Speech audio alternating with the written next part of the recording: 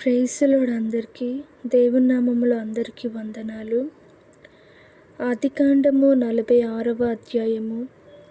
అప్పుడు ఇశ్రాయేలు తనకు కలిగినదంతయు తీసుకొని ప్రయాణమై బెయేర్షెబాకు వచ్చి తన తండ్రి అయిన ఇస్సాకు దేవునికి బలునర్పించెను. అప్పుడు రాత్రి దర్శనములయందు దేవుడు యాకోబు యాకోబు అని ఇశ్రాయేలును పిలిచెను. అందుకతడు చిత్తము ప్రభువా అనెను. ఆయన, నేనే దేవుడను, నీ తండ్రి దేవుడను. ఐగుప్తునకు వెళ్ళుటకు భయపడకుము, అక్కడ నిన్ను గొప్ప జనముగా చేసెదను. నేను ఐగుప్తునకు నీతో కూడా వచ్చెదను. అంతేకాదు, నేను నిశ్చయముగా నిన్ను తిరిగి తీసుకొని వచ్చెదను. యోసేపు నీ కన్నుల మీద తన చేయి ఉంచునని సెలవీయగా యాకోబు లేచి బెయేర్షెబా నుండి వెళ్ళెను. ఫరో అతనిని ఎక్కించి తీసుకొని వచ్చుటకు పంపిన బండ్ల మీద ఇశ్రాయేలు కుమారులు తమ తండ్రి అయిన యాకోబును, తమ పిల్లలను, తమ భార్యలను ఎక్కించిరి. వారు అనగా యాకోబును అతని యావత్తు సంతానమును తమ పశువులను తాము కనానులో సంపాదించిన సంపద యావత్తును తీసుకొని ఐగుప్తునకు వచ్చిరి. అతడు తన కుమారులను, తన కుమారుల కుమారులను, తన కుమార్తెలను, తన కుమారుల కుమార్తెలను, తన యావత్తు సంతానమును ఐగుప్తునకు తనతో కూడా తీసుకొని వచ్చెను. యాకోబును అతని కుమారులను ఐగుప్తునకు వచ్చిరి. ఇశ్రాయేలు కుమారుల పేర్లు ఇవే. యాకోబు జ్యేష్ఠ కుమారుడు రూబేను. రూబేను కుమారులైన హానోకు, పల్లు, హెస్రోను, కర్మి. షిమ్యోను కుమారులైన యోము, ఏలు, యామీను, ఓహాదు, యాకీను, సోహారు, కనానీయురాలి కుమారుడైన షావూలు. లేవి కుమారులైన గెర్షోను, కహాతు, మెరారి.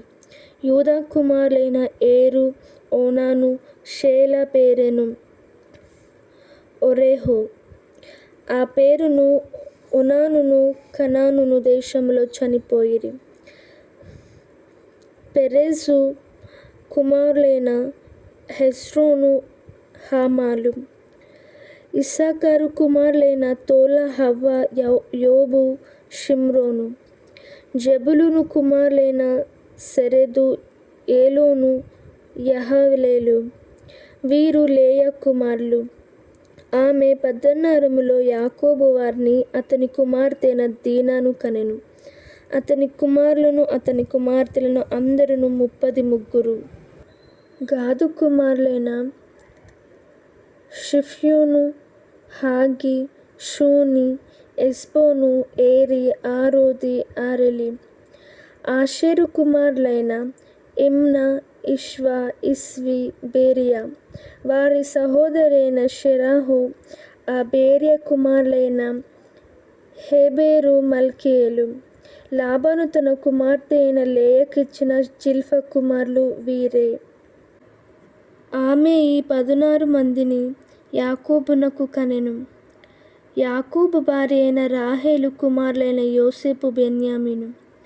యోసేపునకు మనష్షే, ఎఫ్రాయిములు పుట్టిరి.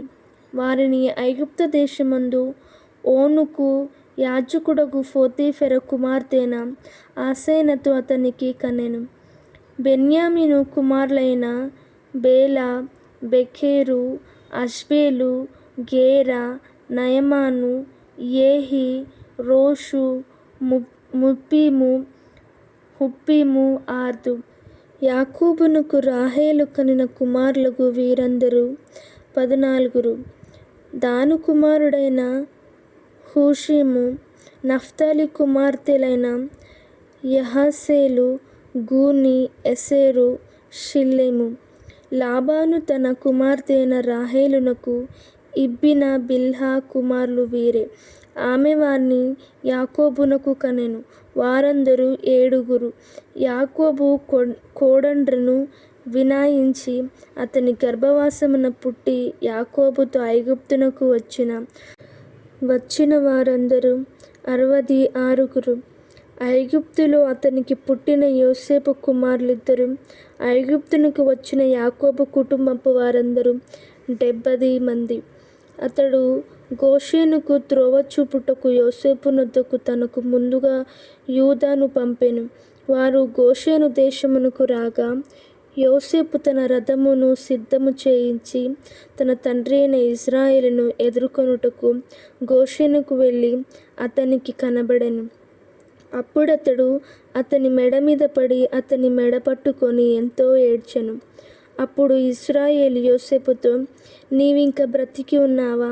నీ ముఖము చూచితిని గనుక నేనికను చనిపోవుదునని చెప్పెను.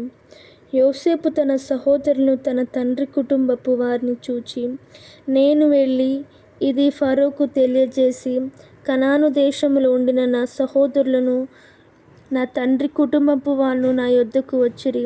ఆ మనుష్యులు పశువులు గలవారు, వారు గొర్రెల కాపరులు. వారు తమ గొర్రెలను పశువులను తమకు కలిగినదంతయు తీసుకొని వచ్చిరని అతనితో చెప్పెదను.